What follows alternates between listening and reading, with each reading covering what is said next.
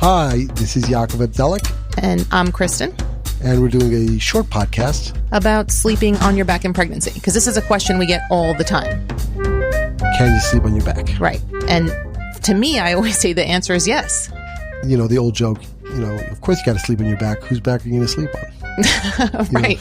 And I always say, your body does a really good job of keeping you alive in general. So if you find yourself on your back, it's probably not that bad. Right.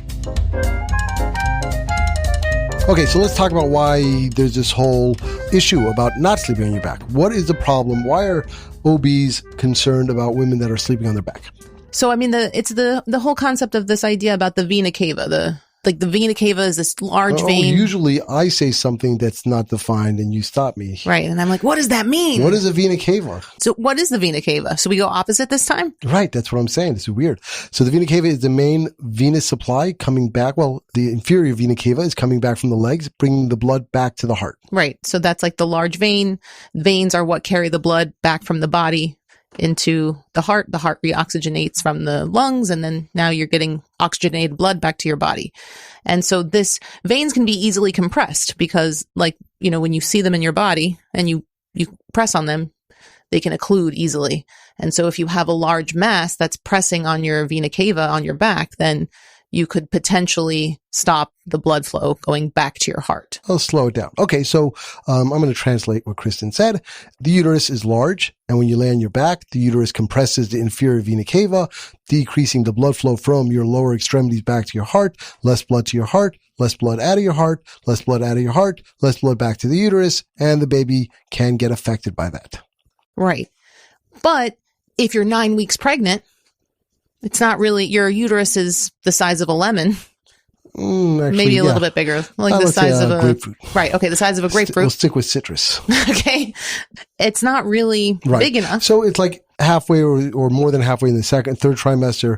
Maybe you shouldn't sleep on your back. And this is actually done by studies. They actually do studies and they can show that women that are on their back, they actually, first of all, they start getting lightheaded because sometimes, not get enough blood to your head, but there's decreased blood flow to the uterus. And therefore, there is this idea that you should not sleep on your back. However, we don't like that idea. Right, because if you're laying on your back and you're perfectly fine and you don't feel lightheaded and you don't have any dizziness and you're not having any problem at all, then you're not compressing your vena cava.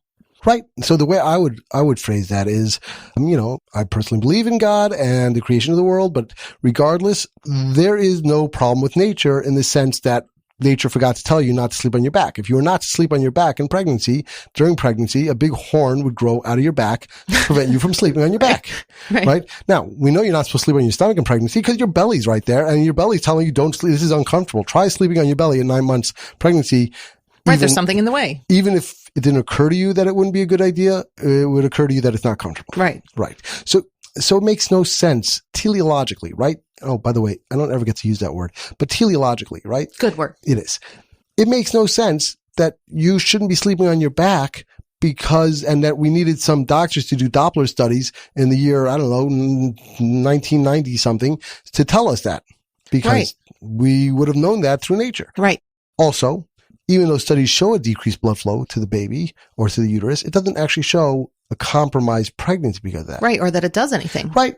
We don't know there's a negative effect, and I'm very reluctant to believe there is one.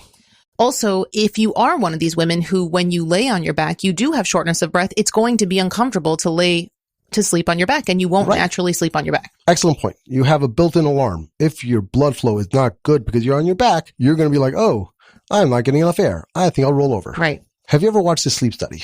I haven't.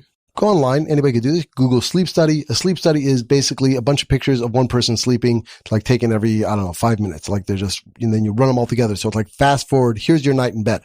So sleep studies are done for people that have, some type of issue with apnea. Yeah. Either, obstructive apnea, basically, so that they're watching to see how well they sleep and how often, and almost everybody. When people go to sleep on their side, they don't end up there. Right. It's just really weird to think that you're going to go sleep on your side because you're not supposed to sleep on your back, and then you're going to wake up in that same position 6 or 7 hours later. That's not the way sleep works. You're all over the place. You roll to the right, you roll to the left. That's what everybody does. And well, not everybody. I'm sure somebody's out there who can sleep in the same position for 6 hours. But what really find it funny is that like, oh, I don't want to sleep on my back.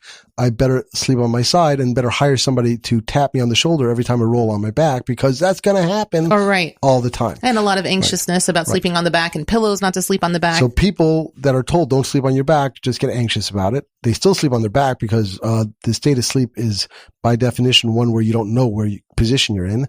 It's transient. You're changing positions. You didn't all the time. accomplish anything. You just scare people for no reason. Right. So the answer is go ahead and sleep on your back and nature will be kind to you because that's the way the world was created. And then what about this idea of sleeping on your left side? Like always constantly having to lay on your left side. Women have That's an extreme now. You mean the people that because of the increased venous return, right? Right. So during labor, it's very well known to any obstetrician that if a baby's heart rate is acting up, one of the tools or the tricks or the treatments or the remedies, we get the mom on her left side because we increase the blood flow back to the heart. Increased urinary blood flow because more blood coming out of the heart. That supposedly helps the baby get through maybe a tough period. But I've never heard that people are extending that to sleep on your side, on your left side during the pregnancy. Right. And no, I agree with you. So I think it's like this internet myth that's kind of being cycled out there for no reason. So. Right. So you should really sleep in any position that's comfortable. Women that have multiples many times are stuck sleeping in a recliner because they just can't get into any position that's comfortable and they have to keep their head somewhat elevated to breathe well. And right or left side is fine. And if your body is not happy, you will not be sleeping and you don't have to worry about it. Right. Okay, great. So we hope you enjoyed this little tidbit of information. And we should say something like sweet dreams.